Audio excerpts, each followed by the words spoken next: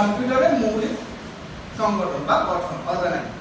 তো আমাদের কম্পিউটার যেটা তৈরি হচ্ছে, কম্পিউটার বেসিক্যালি তিনটে স্টেজ আছে, একটা ইনপুট, সিপিইউ আর আউটপুট।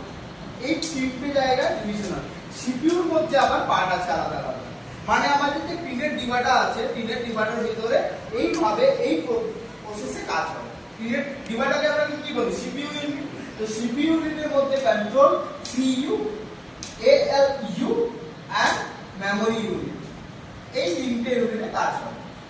প্রথমে আসছে ইনপুট ডিভাইস, মানে ইনপুট ইউনিট। ইনপুট ইউনিট কি কি আছে? ইনপুট ইউনিট আমরা যে কোনো মাধ্যম বা যে কোনো জিনিস দিয়ে কম্পিউটারকে কোনো রকম কাজ করতে বলবো বা ডেটাকে ইনপুট করতে বলবো বা কোনো কোডিং করছি, মানে কম্পিউটারকে কোনো রকম ভাবে আমরা কাজ করতে বলছি, কোনো ইনস্ট্রাকশন দিচ্ছি কম্পিউটারকে, তুমি এটা করো, ইনস্ট্রাকশন, যে কোনো ইনস্ট্রাকশন হচ্ছে কম্পিউটারকে দিচ্ছি আমরা, সেটা এই ইনপুট ইউনিট থেকে। সেই ইনপুট ডিভাইস গুলো কি কি হতে পারে?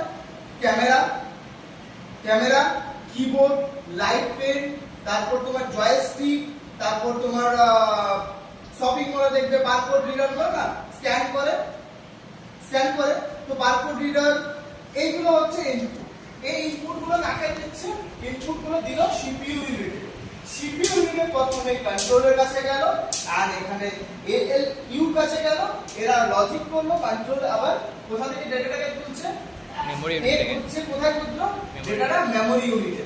মেমরি ইউনিটের দুটো পার্ট, একটা হচ্ছে প্রাইমারি, একটা হচ্ছে সেকেন্ডারি মেমরি। প্রাইমারি মেমরি কি? RAM ROM, and secondary hard disk, DVD, CD, pen drive, এইগুলো SSD, এইগুলো হচ্ছে সেকেন্ডারি। তো আমরা কোনো ফটো সার্চ করছি, ধরো একটা ভিডিও বা ফটো, আমি কম্পিউটারকে বলেছি যে আমার এখানে একটা ফটো বা ভিডিও আছে, আমার এই ভিডিওটা দরকার।